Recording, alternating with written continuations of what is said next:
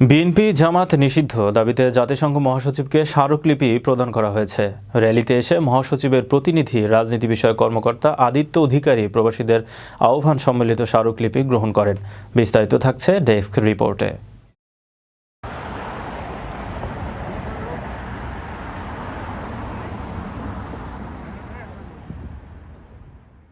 আন্তর্জাতিক সন্ত্রাসীদের ঘাঁটি বিএনপি জামায়াত নিষিদ্ধ দাবির স্লোগানে প্রকম্পিত হল জাতিসংঘ সদর দপ্তর সংলগ্ন এলাকা। স্লোগানে আরও ছিল stop arson attack on civilians, rise up against arson attack on civilian ইত্যাদি। বিএনপিকে ধর্মীয় জঙ্গি সংগঠন জামায়াত শিবিরের কবল তথা অগণতান্ত্রিক শক্তির কবজা থেকে মুক্ত করে নির্বাচনী প্রক্রিয়ায় ফিরিয়ে আনার জন্য জাতিসংঘের হস্তক্ষেপ কামনা করা হলো ৩রা জানুয়ারি নিউ ইয়র্কে জাতিসংঘ সদর দপ্তরের সামনে প্রবাসীদের এক র্যালি থেকে। বাংলাদেশ ডায়াসপোরা ইন ইউএসের ব্যানারে অনুষ্ঠিত এই র্যালিতে এসে মহাসচিবের প্রতিনিধি রাজনীতি বিষয়ক কর্মকর্তা আদিত্য অধিকারী প্রবাসীদের আহ্বান সম্বলিত স্মারকলিপি গ্রহণ করেন। এই কর্মসূচির মূল উদ্যোক্তা জেনোসাইড ৭১-এর প্রেসিডেন্ট ডক্টর প্রদীপ কর এ সময় প্রদত্ত বক্তব্যে ৭ জানুয়ারি নির্বাচন বানচালের অভিপ্রায়ে বিএনপি ধর্মীয় জঙ্গিবাদের দোসরের ভূমিকায় অবতীর্ণ হয়েছে উল্লেখ করে বলেন, নির্বাচন হচ্ছে ক্ষমতা বদলের একমাত্র অবলম্বন, অথচ বিএনপি অগণতান্ত্রিক শক্তির মদদে পেছনের দরজা দিয়ে বাংলাদেশের রাষ্ট্র ক্ষমতায় অধিষ্ঠিত হতে চাচ্ছে। আজকে যারা চ্যালেঞ্জ করতে চাচ্ছে সেটাই আজকে আমাদের বক্তব্য।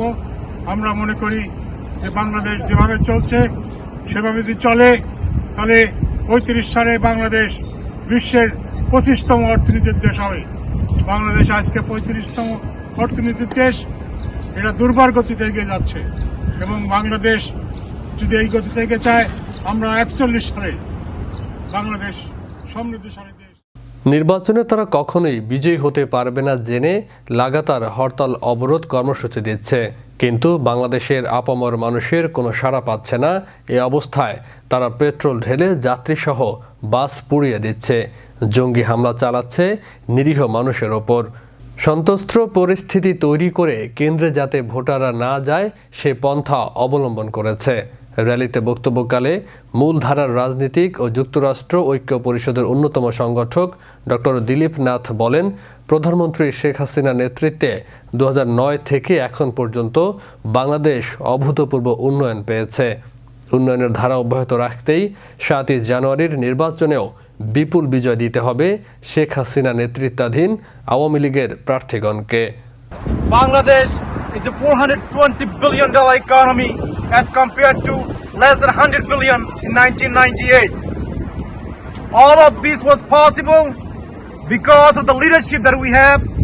She is committed. She is unconditionally love for the people of Bangladesh. She has driven the country to what it is today. We cannot have those forces take us back. We need to move forward.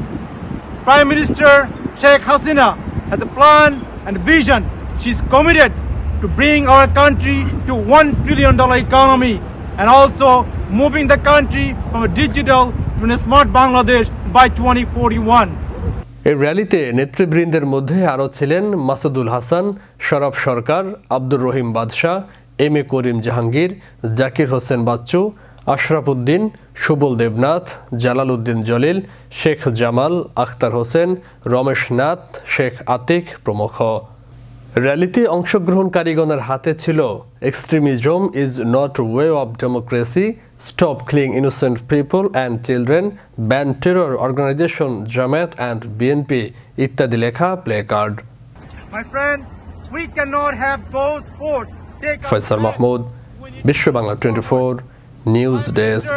Sheikh Hasina has a plan and vision. She's committed to bring our country to $1 trillion economy and also moving the country from a digital to a smart Bangladesh by 2041.